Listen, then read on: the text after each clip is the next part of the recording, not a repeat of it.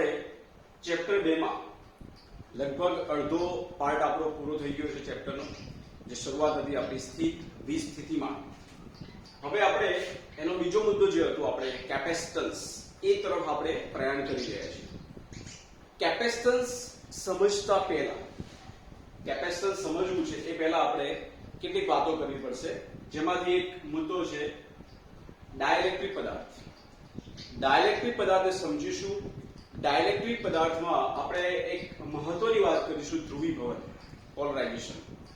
એ અહીંયા એટલું મહત્વ એટલા માટે ધરાવે છે કે કેપેસિટન્સની જે આપણે રચના કરવી છે એ કેપેસિટરમાં આપણે ડાઇલેક્ટ્રિક પદાર્થનો ઉપયોગ કરી અને કેપેસિટી વધારવાની વાતો કરવાની છે. બરાબર છે? એટલે તમને એમ થાય કે આપણે કેપેસિટરની વાત કરીએ છીએ અને આ વસ્તુ વચ્ચે ક્યાંથી આવી ગઈ? તો કેપેસિટર જતા પહેલા, કેપેસિટરને સમજતા પહેલા આપણે ડાઇલેક્ટ્રિક પદાર્થનો અભ્યાસ કરવો ખૂબ જ જરૂરી છે. આપણું એક ઉદાહરણ વચ્ચે બાકી છે 2.7, જે ચર્ચા આપણે પછી કરીશું. એમાં કંઈ બધું ખાસ છે નહીં, એક સમજૂતીનો પ્રશ્ન છે.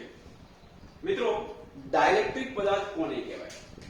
તો આમ જોવા જઈએ તો ડાઇલેક્ટ્રિક પદાર્થ એ અવાહક પદાર્થ છે, એ ઇન્સ્યુલેટર છે. પણ એનો મતલબ એવો નથી કે દરેક અવાહક પદાર્થ એ આપણે ઇન્સ્યુલેટર તરીકે ડાઇલેક્ટ્રિક પદાર્થ તરીકે આપણે લઈ શકીએ.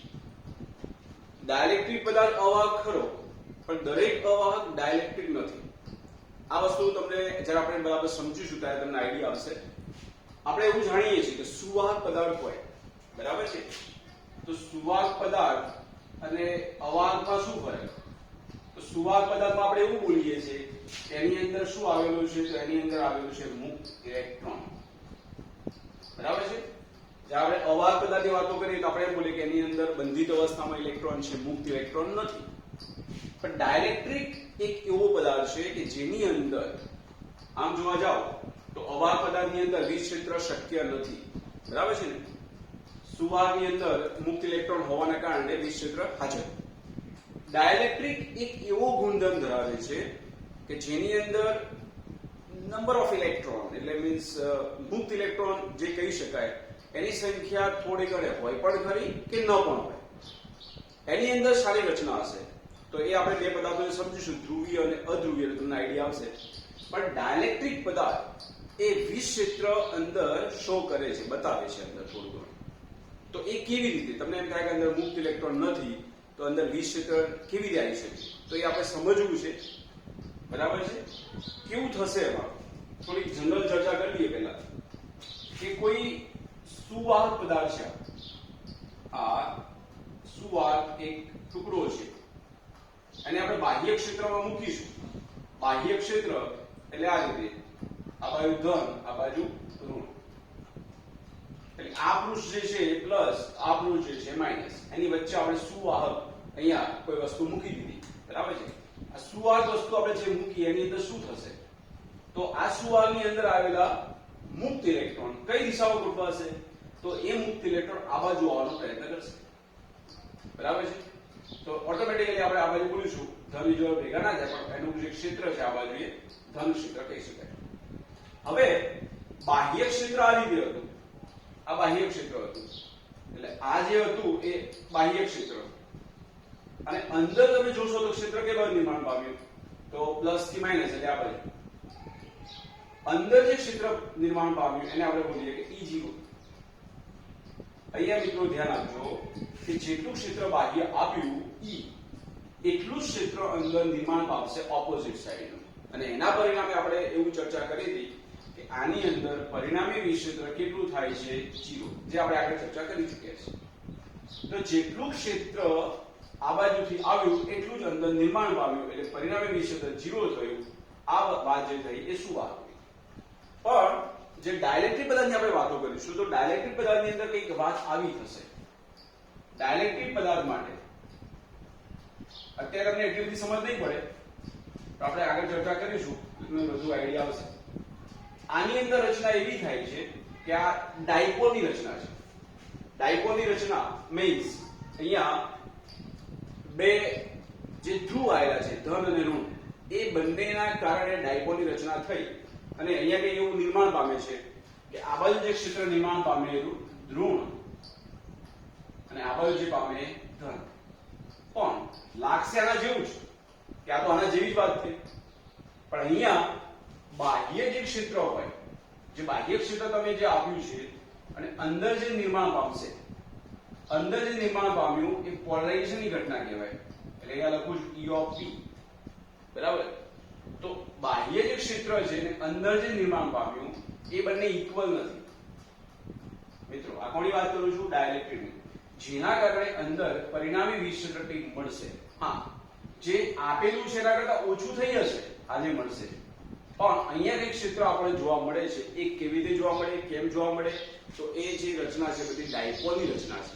ડાયપોલ એટલે શું તમને ખબર છે કે બે વીજભારો એક ધન અને ઋણ એ પરિમિત અંતરે ગોઠવાયેલા હોય એનાથી બનતી રચના. ત્યાં મુક્ત ઇલેક્ટ્રોનની વાત નથી, ત્યાં ડાયપોલની વાત છે. તો ફર્સ્ટ ઓફ ઓલ આપણે એવી વાત કરીએ કે આપણે પેલા જે ડાઇલેક્ટ્રિક પદાર્થ જે આવેલા છે એના બે પ્રકારોને આપણે સમજીએ, બરાબર છે, અને પછી આપણે આગળ ચર્ચા કરીએ.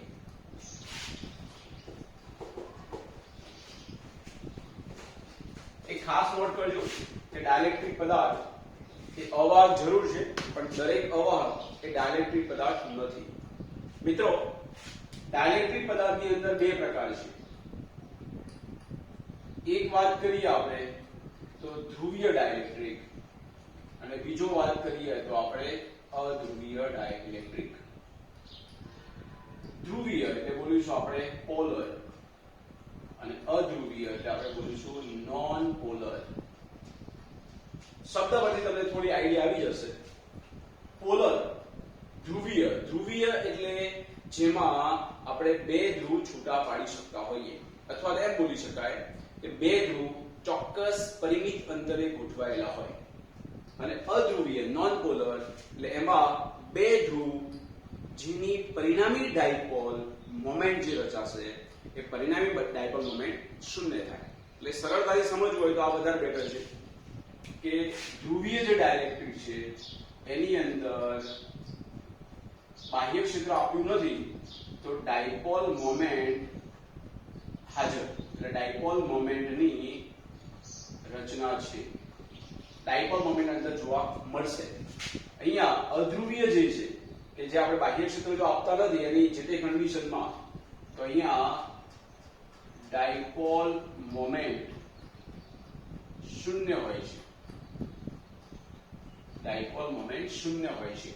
બાહ્ય ક્ષેત્ર આપતા નથી તો વાત કરું છું ને. હવે એમ થાય કે ડાયપોલ મોમેન્ટ કેવી રીતે રચાય? તો ડાયપોલ મોમેન્ટ રચવા માટે જરૂરી વસ્તુ એ છે કે બે વીજભારો જે આવેલા હોય ધન અને ઋણ એ ચોક્કસ પરિમિત અંતરે ગોઠવાયેલા હોય. કહેવાનો મતલબ કે બંનેની સ્થાન એક જ ન હોય. તો બંને વચ્ચે ચોક્કસ પરિમિત અંતર હશે. આ ચોક્કસ અંતર જે આપણે બોલતા હતા 2a, અને વીજભાર જે હોય તો ડાયપોલ મોમેન્ટ લખતા હતા આપણે P બરાબર 2aq. આવી જો રચના થતી હોય તો એને આપણે બોલીશું ધ્રુવીય ડાઇલેક્ટ્રિક, અને બંને એક જ સ્થાને આવેલા હોય, અથવા તો બંનેના જે બે અથવા ત્રણ અણુથી પણ રચના થયેલી હોય તો એની અંદર પરિણામી ડાયપોલ મોમેન્ટ 0 થતી હોય. તો આપણે સમજીએ કેવી રીતે. તો અહીંયા તમને બુકમાં કેટલાક ઉદાહરણ તમને આપેલા છે. તમને ધ્રુવીય તરીકે બે ઉદાહરણ લખેલા છે. અહીંયા ઉદાહરણ આપેલું છે એક HCl, અને બીજું આપેલું છે તમને H2O, અને અધ્રુવીયમાં તમને ઉદાહરણ આપેલું છે એક હશે H2 અને બીજું ઉદાહરણ હશે તમારે બુકમાં જે છે દઉં છું H2 અને બીજું છે CO2. બરાબર છે. હવે આની અંદર શું રચના છે? આની અંદર એક ડાયપોલ મોમેન્ટ રચના થાય છે. આમાં ડાયપોલ મોમેન્ટ રચાતી નથી, એટલા માટે એને બોલીએ છીએ આપણે અધ્રુવીય, અને અહીંયા ડાયપોલ મોમેન્ટ રચાય છે એટલે આપણે એને બોલીએ છીએ ધ્રુવીય. તો બે ધ્રુવ જે નિર્માણ પામ્યા, બે વચ્ચે ચોક્કસ અંતર જે બને છે તો જ ડાયપોલ મોમેન્ટ રચાશે. તો તમે જોશો HCl ની રચના તમે જુઓ તો HCl ની રચનામાં તમને શું આપેલું છે? તો H અને Cl આપણે આ રીતે સમજીએ કે H બરાબર, અને અહીંયા બોલીએ આપણે Cl. H જે છે પ્લસ છે અને Cl જે છે માઈનસ. આ બંને વચ્ચે ચોક્કસ ડિસ્ટન્સ બન્યું, બંને વચ્ચે ચોક્કસ ડિસ્ટન્સ બન્યું. તો મિત્રો ડાયપોલ મોમેન્ટની રચના થાય છે આ ઋણ વીજભાર આ ધન વીજભાર. તો બંને વચ્ચે ચોક્કસ અંતર રચાયું એટલે ડાયપોલ મોમેન્ટ રચાય. કઈ બાજુ ઋણથી ધન, એટલે અહીંયા ડાયપોલ મોમેન્ટ P હાજર. તો આપણે આને શું બોલીશું? ધ્રુવીય ડાયલેક્ટ્રિક. એવું જ બીજું ઉદાહરણ તમને આપેલું છે H2O. તો H2O ની આકૃતિ તમે જોશો તો કંઈક આ ટાઈપની આપેલી છે H2O. આજે વાત થઈ એ HCl. H2O ની વાત કરશો તો કંઈક આવું છે, એમાં બે H અને એક O. તો આ રીતે ગોઠવાયેલા જુઓ. અહીંયા સમજી લો તમને આપેલું છે H જે પ્લસ, બીજો H આ બાજુ છે સમજી લો, અથવા તો બેને કમ્બાઈન કરીને આપણે સમજી શકીએ. આ રીતે સમજો તો ચાલશે. H2 નું કોમ્બિનેશન છે એટલે આ રીતે સમજીએ આપણે. H2 ભેગા છે, ચલો આ જગ્યા બે H, બરાબર છે. હવે આ બે કમ્બાઈન માં છે H2, તો બંનેનું જે કેન્દ્ર બનશે અહીંયા બનશે, બરાબર છે. હવે O ની જે રચના છે O, તો O ની રચના સમજી લો અહીંયા આ રીતે છે. આ થઈ ગયું O. કયો વીજભાર ધરાવે છે? તો આનો વીજભાર થશે ઋણ. આ કેવા છે? તો પ્લસ, બરાબર. હવે અહીંયા પરિણામી ડાયપોલ મોમેન્ટ છે રચે. અહીંયા વાત કરશો આ બેના કારણે, તો આ બેનું સેન્ટર ક્યાં બનશે? અહીંયા. ઓકે, આ જે છે O એનું જે સેન્ટર બનશે આ O, આનું સેન્ટર અહીંથી બની આપણે. તો પરિણામી ડાયપોલ જે રચાય આ બેનું કમ્બાઈન એટલે આ બે ભેગા છે સમજી લઈએ. તો આ બેનું પરિણામી કેન્દ્ર અહીંયા કહેવાય. ત્યાંથી તમે જોશો તો અહીંયા O માઈનસ ત્યાંથી બે વચ્ચે ચોક્કસ ડિસ્ટન્સ બનશે. તો આની પરિણામી ડાયપોલ મોમેન્ટ હશે આ રીતે. કઈ બાજુ? તો ઋણથી ધન. સમજ પડી મિત્રો? તો અહીંયા પણ H2 નું કોમ્બિનેશન એ બે આપણે કમ્બાઈન વિચારીએ O, તો ત્યાંથી એ બે વચ્ચેનું ચોક્કસ ડિસ્ટન્સ બને છે ડાયપોલ મોમેન્ટ હશે. તો આ કયું થયું? કયો ડાયરેક્ટિક પદાર્થ હશે? ધ્રુવીય. હવે મિત્રો એ જ રીતે વાત કરીએ આપણે અધ્રુવીય ડાયલેક્ટ્રિક. હવે H2, તો H2 માં બહુ સરળ છે આપણે જે વાત કરી પ્રમાણે. H2 માં H અને H બેનું બે રીતે સમજી શકાય. H અને H ભેગા છે એમ બોલો તો બી ચાલે, કે બેનું સેન્ટર એક જ છે, અથવા તો આ રીતે સમજો તો બી ચાલશે કે H અને H, H અને H એ બેનું પરિણામી સેન્ટર અહીંયા બને છે. એટલે કહેવાનો મતલબ એ થયો કે બે H વચ્ચેનું અંતર કેટલું લેશો? તો એ બે ની અંદર આમ બીજી રીતે વિચારો તો બી સમજ પડશે કે ઋણ અને ધન આને બનતો જ નથી. એ બેનું સેન્ટર એક જ જગ્યાએ છે એટલે આપણે એને બિંદુઓ ડાયપોલ તરીકે આપણે લઈ શકીએ. પણ અહીંયા બે વચ્ચેનું ચોક્કસ કોઈ પરિમિત અંતર બનતું નથી. તો આની અંદર ડાયપોલ મોમેન્ટ કેટલી થશે? 0. એવું જ તમને બીજું ઉદાહરણ આપેલું છે CO2, બરાબર છે. CO2 આપણે સમજવું હોય તો આને સમજી શકીએ. CO2 એમાં C અને O,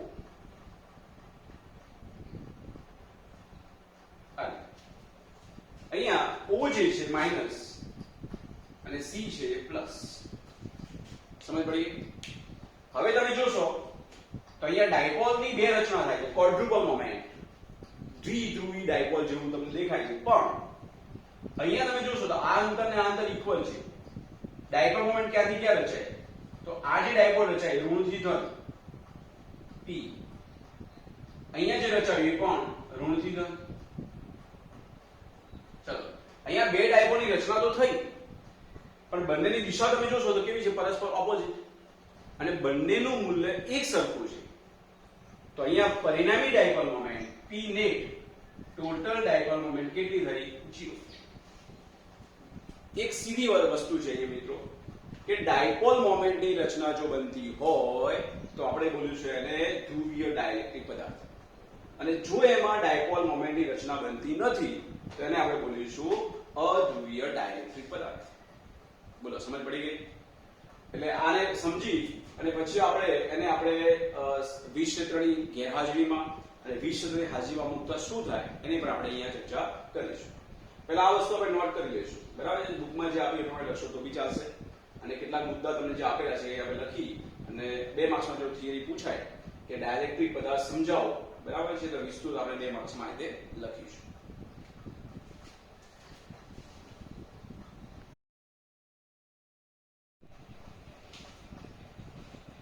હવે આપણે ડાયલેક્ટ્રિક પદાર્થને સમજ્યા. હવે ડાયલેક્ટ્રિક પદાર્થ માટે ધ્રુવીભવન કેવી રીતે થાય? ધ્રુવીભવન થવું એટલે પોલરાઇઝેશનની ઘટના કેવી રીતે થાય? તો મિત્રો 2 પ્રકારના આપણે ડાયલેક્ટ્રિક પદાર્થ જોયા. એક ધ્રુવીય ડાયલેક્ટ્રિક અને બીજો છે અધ્રુવીય ડાયલેક્ટ્રિક.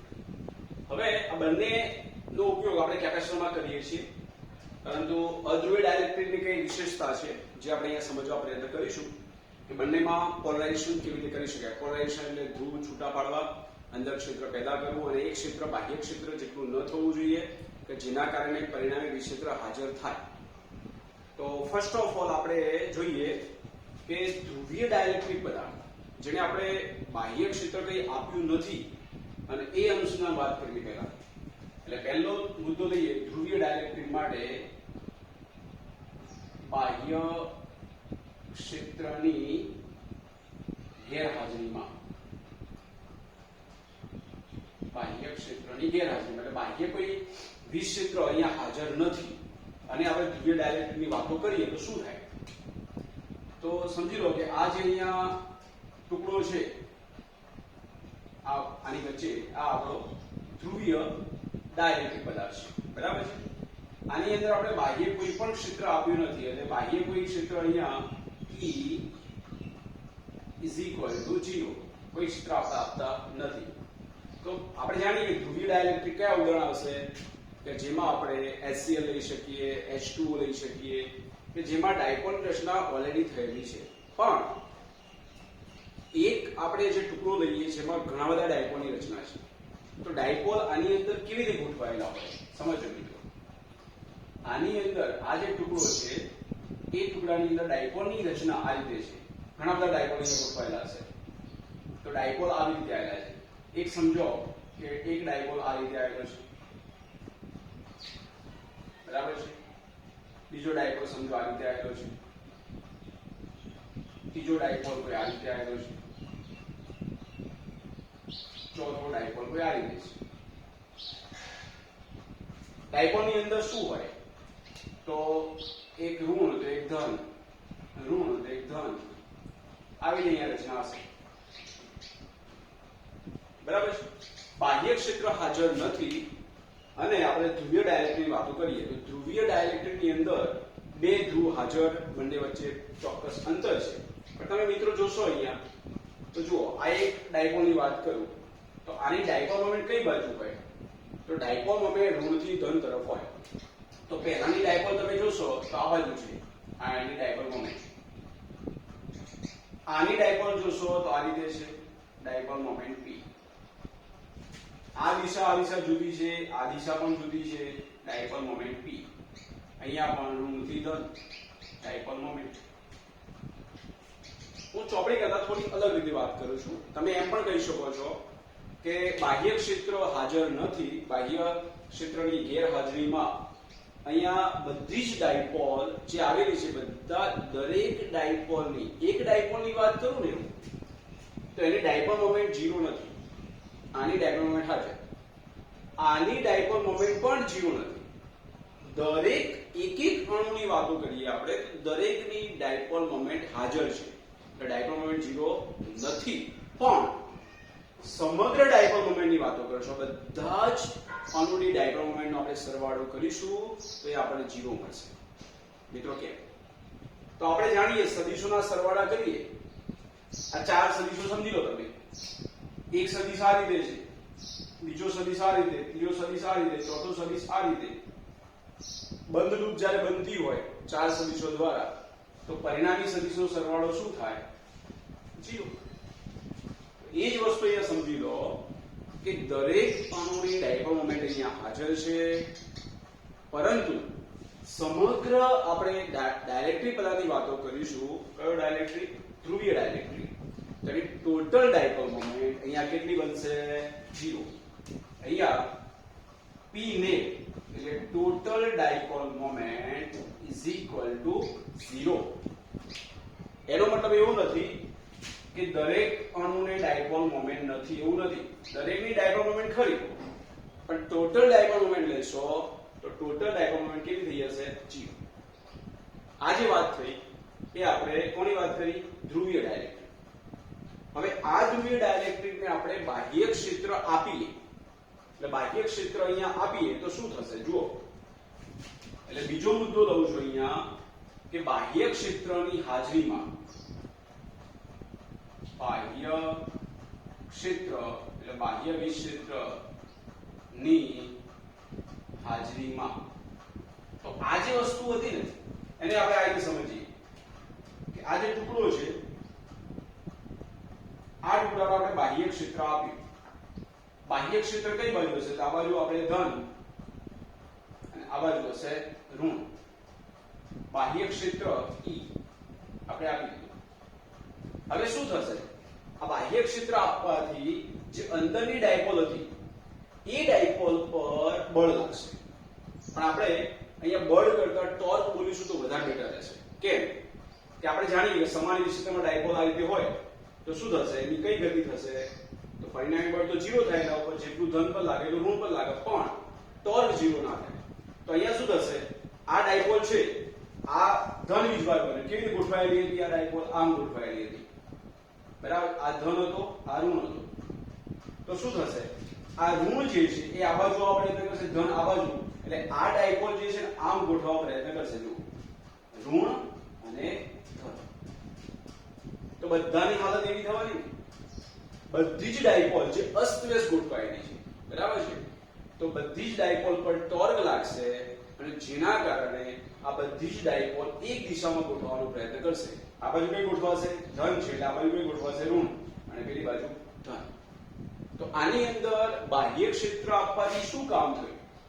તો બાહ્ય ક્ષેત્ર આપવાથી આની અંદર કન્ડિશન આવી થઈ કે આ ડાયપોલ બધી જે અસ્તવ્યસ્ત ગોઠવાયેલી હતી એ ડાયપોલ આ રીતે ગોઠવાશે. ઋણ ધન, આ રીતે ઋણ ધન, જે પણ આવેલું હોય તો ઋણ ધન, બધી જ ડાયપોલ આ રીતે ગોઠવાશે. ચલો અંદર શું રચના થઈ? તો આ બાજુનું જે લેયર બન્યું એ બધું જ કેવું લેયર બને છે? અહીંયા ઋણ. અને આ બાજુ જે સ્થિતિમાન બનશે કેવું બનતું જાય છે? ધન. બાહ્ય ક્ષેત્રએ માત્ર એટલું જ કામ કર્યું, બાહ્ય ક્ષેત્રથી ડાયપોલ આવી નથી, સમજો. ડાયપોલ મોમેન્ટ તો બધાની હતી જ. બાહ્ય ક્ષેત્રએ માત્ર એટલું જ કામ કર્યું છે ધ્રુવીય ડાયલેક્ટ્રિકની અંદર કે બધી ડાયપોલ જે અસ્તવ્યસ્ત ગોઠવાયેલી હતી એ બધી ડાયપોલ એક દિશામાં ગોઠવવાનો પ્રયત્ન કર્યો. એને ડાયપોલ મોમેન્ટ ઉત્પન્ન કરી નથી, ડાયપોલને એક દિશામાં ગોઠવી છે. આ મુદ્દો સમજો બરાબર. તો બધી એક દિશામાં ગોઠવાઈ તો અંદર એક ક્ષેત્ર નિર્માણ પામશે. જે શું થયું? તો ધ્રુવીભવનની ઘટના થઈ.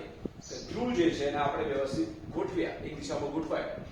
તો આ બાજુ માઇનસ, આ બાજુ પ્લસ. તો અંદર જે ક્ષેત્ર નિર્માણ પામશે એ આ બાજુ નિર્માણ પામશે. અંદર જે ક્ષેત્ર નિર્માણ પામશે એને આપણે બોલે પોલરાઇઝેશનના કારણે થયું, એટલે તમે ઈપી એવો શબ્દ વાપરી શકો, બુકમાં જે આપેલો હોય, બરાબર. એને પુરુષ ઘનતા સિગ્મા પીના ફોર્મમાં પણ લઈ શકાય. તો અંદર જે વિક્ષેત્ર નિર્માણ પામ્યું એ બાહ્ય ક્ષેત્રનો વિરોધ કરે છે, પણ અહીંયા જે ક્ષેત્ર નિર્માણ પામશે પોલરાઇઝેશનના કારણે એ આના જેટલું નથી. એટલે આપણે એમ કહીશું કે ટોટલ વિક્ષેત્ર E net, ટોટલ વિક્ષેત્ર is not equal to 0. અને વિક્ષેત્ર 0 નથી તો આપણે બોલીશું કે P net is not equal to 0. તમે બુકમાં જોશો તો તમને મુદ્દો આપેલો છે એની અંદર કે બાહ્ય ક્ષેત્રની હાજરીમાં, બાહ્ય ક્ષેત્ર ગેરહાજર છે તો ટોટલ ડાયપોલ મોમેન્ટ 0. એ તો કેમ ખબર પડી તમને? બાહ્ય ક્ષેત્ર આપ્યું તો અંદર જે ક્ષેત્ર નિર્માણ પામ્યું એ બાહ્ય જે આપેલા જેટલું નથી, જેના કારણે પરિણામી વિક્ષેત્ર 0 નથી. અને અહીંયા બધી ડાયપોલ દિશામાં ગોઠવાઈ છે, જેના કારણે પરિણામી ડાયપોલ મોમેન્ટ પણ 0 થતી નથી. તો આના દ્વારા તમે શું સમજ્યા કે બાહ્ય ક્ષેત્ર આપવાથી ધ્રુવીય ડાઇલેક્ટ્રિકમાં ડાયપોલ મોમેન્ટની રચના જે હતી, ડાયપોલ જે હતી, દરેક ડાયપોલ મોમેન્ટ તો હતી જ, પણ એ ડાયપોલ મોમેન્ટ એક દિશામાં ગોઠવવાના કારણે પરિણામી ડાયપોલ મોમેન્ટ આપણે મેળવી શક્યા. હવે મિત્રો ધ્રુવીય ડાઇલેક્ટ્રિકમાં મુદ્દો થોડો જુદો છે. ધ્રુવીય ડાઇલેક્ટ્રિક આપણે બુક કરતા થોડું જુદી રીતે સમજવા પ્રયત્ન કરીએ. સમજો અહીંયા કે આપણે બાહ્ય ક્ષેત્રની ગેરહાજરી પહેલા કે બાહ્ય ક્ષેત્ર આપણે આપ્યું નથી, બાહ્ય ક્ષેત્રની ગેરહાજરીમાં, તો બાહ્ય ક્ષેત્ર જો તમે આપ્યું નથી તો અંદરની રચના કંઈક આવી છે. આપણે જે પદાર્થ લઈએ છીએ પદાર્થ કયો છે? અધ્રુવીય ડાઇલેક્ટ્રિક. હવે અધ્રુવીય ડાઇલેક્ટ્રિકમાં ઉદાહરણ આપણે ક્યાં લીધા હતા? H2 અથવા આપણે બીજું ઉદાહરણ લીધું હતું CO2. હવે એની અંદર શું હશે? તો એની અંદર H2 તો H અને H બંને કમ્બાઈન છે, કોઈ ડાયપોલ મોમેન્ટની રચના નથી. પણ આપણે CO2 ના ઉદાહરણ દ્વારા સમજવા પ્રયત્ન કરીએ તો એની અંદર જે દરેક ડાયપોલ જે છે, દરેક જે CO2 નો જે અણુ છે એમાં પર્ટિક્યુલર એક અણુની ડાયપોલ મોમેન્ટ તો હાજર નથી. તમે H2 ની વાત કરો કે CO2 ની વાત કરો, કેમ નથી હાજર? હું એકની જ વાત કરું, ખાલી બધું આપણે નથી સમજતા, એકને સમજવા પ્રયત્ન કરીએ કે દાખલા તરીકે અહીંયા આવેલો છે CO2, બરાબર છે? તો એની અંદર જે CO2 ની રચના જે આપણે દોરી હતી આકૃતિમાં, એ કંઈક આ ટાઈપની આપણે વાત કરી હતી. સમજો આની અંદર આવું છે કે C એટલે કયો આપણે લીધા હતા? પ્લસ, અને O એટલે માઇનસ, બરાબર છે? આપણે એક CO2 ની વાત કરી તો આની અંદર પરિણામી ડાયપોલ મોમેન્ટ શું છે? અહીંયા તો આ ડાયપોલ મોમેન્ટ આ બાજુ, આ ડાયપોલ મોમેન્ટ આ બાજુ, બરાબર છે? આની અંદર પરિણામી ડાયપોલ મોમેન્ટ કેટલી છે? 0. અને આખા અણુની વાત કરીએ આપણે તો એક અણુની ડાયપોલ મોમેન્ટ અહીંયા હાજર નથી. જ્યારે ધ્રુવીયમાં શું હતું કે પર્ટિક્યુલર એક ડાયપોલની, એક અણુની તમે વાત કરો તેમાં ડાયપોલ મોમેન્ટ 0 નહોતી. અધ્રુવીયમાં શું છે કે તમે બાહ્ય ક્ષેત્ર અહીંયા નથી આપ્યું, આપણે બાહ્ય ક્ષેત્રની ગેરહાજરી, ત્યાં પણ બાહ્ય ક્ષેત્રની ગેરહાજરી જ હતી. અહીંયા એક અણુની આપણે ટોટલ ડાયપોલ મોમેન્ટ લઈશું, બાહ્ય ક્ષેત્રની ગેરહાજરીમાં ડાયપોલ મોમેન્ટ હાજર નથી, અહીંયા હાજર નથી. આમાં ફરક છે કે આમાં તમે બાહ્ય ક્ષેત્ર નથી આપ્યું તો પણ એક અણુની ડાયપોલ મોમેન્ટ હાજર છે. અધ્રુવીયમાં તમે બાહ્ય ક્ષેત્ર નથી આપ્યું તો જે આપેલ જે અણુ છે એને ડાયપોલ મોમેન્ટ એક અણુની પણ હાજર નથી. તો તમે અહીંયા ઘણા બધા અણુ લેશો, બરાબર છે, કે એક અણુની સમજવા પ્રયત્ન કરો, ટોટલ ડાયપોલ મોમેન્ટ આખાની કેટલી આવશે? 0. કેમ? કે બધા જ અણુની ડાયપોલ મોમેન્ટ હાજર નથી, એક પણ અણુ ડાયપોલ ધરાવતો નથી, એટલે ડાયપોલ મોમેન્ટ આવત નહીં. એકની પણ ના આવે કે બધાની ભેગી વાત કરો તો પણ. આ બેમાં કોમન વસ્તુ એક થઈ કે ટોટલ ડાયપોલ મોમેન્ટ કેટલી? 0. તો અહીંયા પણ ટોટલ ડાયપોલ મોમેન્ટ કેટલી? તો આપણે બોલીશું 0. પણ ફરક એક છે કે આમાં એકની હાજર હતી, આમાં એકની પણ હાજર નથી. હું અહીંયા એક જ દોર્યો. આ મિત્રો સમજો બરાબર. હવે બાહ્ય ક્ષેત્રમાં આને મૂકીએ તો શું કન્ડિશન થશે? બરાબર છે? બાહ્ય ક્ષેત્રની હાજરીમાં, બાહ્ય ક્ષેત્રમાં આને આપણે મૂકીએ તો શું કન્ડિશન થશે? બાહ્ય ક્ષેત્ર આપ્યું એટલે આવું થયું. આ જે હતો અધ્રુવીય ડાઇલેક્ટ્રિક, બાહ્ય ક્ષેત્ર આપ્યું એટલે સમજી લો કે વિજ ક્ષેત્ર આ રીતે છે, આ રીતે. એટલે આ બાજુ આપણે બોલીએ ધન, આ બાજુ બોલીએ આપણે ઋણ. ચલો આ ડાયપોલની કન્ડિશન શું થશે? એકની જ વાત કરું, એક અણુની. એક અણુ આ રીતે હતો, આ ધન, બરાબર છે, અને આ બાજુ હતા બે ઋણ. હવે એકની જ વાત કરું ખાલી, આ કયો છે? તો આપણે બોલ્યા કે CO2. હવે આ રીતે આપણે બાહ્ય ક્ષેત્ર આપ્યું એટલે આ બાજુ ધન છે, તો આ ઋણની હાલત શું થશે? આ ઋણ આ બાજુ ખેંચાશે અને આ ધન જે છે આમ થોડું દૂર જવા પ્રયત્ન કરશે. તો અહીંયા કન્ડિશન એવી થશે કે આ ઋણ આ બાજુ આવશે, કારણ કે અહીંયા ધન છે ને આ બાજુ ઋણ છે, તો આ ઋણ આ બાજુ આવશે એટલે ઋણ આ બાજુ આવ્યું, એટલે આ ઋણ બે ભેગા થઈ ગયા બોલો તો બી ચાલશે. આ બેની હાલત એવી થઈ, ઋણ બે ઋણ, આ ઋણ, અને ધન છે એ થોડો દૂર જવા પ્રયત્ન કરશે. સમજ પડી? બાહ્ય ક્ષેત્ર આપ્યું તો આ બાજુ ધન ક્ષેત્ર, આ બાજુ ઋણ ક્ષેત્ર. અહીંયા ટોટલ ડાયપોલ મોમેન્ટ 0 હતી, કારણ જેટલી આ બાજુ હોય એટલી આ બાજુ હોય, માઈનસ થી પ્લસ એટલે ટોટલ 0. એકની પણ 0 તો ટોટલ આવવાની જ નથી. હવે એવું થયું કે આ ધન આ ઋણ, તો જે ઋણ હતો આ બાજુ ખેંચવા પ્રયત્ન કરશે. તો મિત્રો જુઓ અહીંયા આપણે સરળતા ખાતર બે વિકલ્પ લો તો બી ચાલશે, એક લેશો તો બી ચાલશે. ઋણ થી ધન, ઋણ થી ધન. બંને ડાયપોલ જે રચાય, એક આ અને એક આ, તો બંનેની દિશા એક જ છે. તો અહીંયા વાત એવી થઈ કે જે અણુ ડાયપોલ નહોતો ધરાવતો એ બાહ્ય ક્ષેત્ર આપવાથી ડાયપોલની રચના થઈ ગયો. બંનેમાં ડાયપોલ એક જ દિશામાં, એટલે અહીંયા આપણે બોલીશું P is not equal to 0. અને આવી કેટલી ડાયપોલ રચાશે, આ એક આદો થઈ, એવી ઘણી આવી રીતે ડાયપોલ રચાવવાની. એટલે પરિણામી જે ટોટલ મળશે P of net is not equal to 0. બરાબર છે? અંદર ક્ષેત્ર જે નિર્માણ પામશે પેલાની જેમ જ એ શું થશે, આ બાજુ અંદર ઋણ આવશે, આ બાજુ આવશે ધન, અને એક ક્ષેત્ર આ બાજુ હોય એ આપણે બોલીશું પોલરાઇઝેશન થયું. શું થયું મિત્રો? પોલરાઇઝેશન. આની જેમ જ, બરાબર છે? એટલે પરિણામી જે ટોટલ જે E મળશે ઇઝ નોટ ઇક્વલ ટુ 0. પણ અહીંયા મહત્વની બાબત એ છે, આ બે જે વાત છે કે ધ્રુવીય અને અધ્રુવીય કઈ વસ્તુ ઇમ્પોર્ટન્ટ વધારે કહેવાશે, તો આ વસ્તુ વધારે ઇમ્પોર્ટન્ટ કહેવાશે. કેમ કે ધ્રુવીયની અંદર દરેક ડાયપોલની ડાયપોલ મોમેન્ટ 0 નહોતી, બરાબર છે? બાહ્ય ક્ષેત્ર આપવાથી બાહ્ય ક્ષેત્રે માત્ર એટલું જ કામ કર્યું કે એક દિશામાં ગોઠવવાનો પ્રયત્ન કર્યો. જ્યારે અધ્રુવીયમાં શું થયું, તો અધ્રુવીયની અંદર જે એક અણુની ડાયપોલ મોમેન્ટ તો હાજર નહોતી જ, એટલે પરિણામી તો આવવાની જ નથી. જો આપણે બાહ્ય ક્ષેત્રની ગેરહાજરીની વાત કરીએ તો કારણ એકની પણ ડાયપોલ મોમેન્ટ નથી, આ બાજુના આ બાજુ 0 થઈ ગઈ. જ્યારે આપણે બાહ્ય ક્ષેત્ર આપીએ છીએ તો એક અણુની પણ ડાયપોલ મોમેન્ટ નથી, એ આપણે ક્રિએટ કરીએ છીએ. તો આના કરતો આ વસ્તુ વધારે ઇમ્પોર્ટન્ટ ધરાવતી કહી શકાય. બરાબર છે? આનો આપણે વ્યવસ્થિત લખીને અહીં આપણે મૂકીશું, એ પ્રમાણે આપણે લખીશું. એના પછી આપણે આગળ પોલરાઇઝેશનનો જે મુદ્દો છે એની પર આપણે ચર્ચા કરીશું.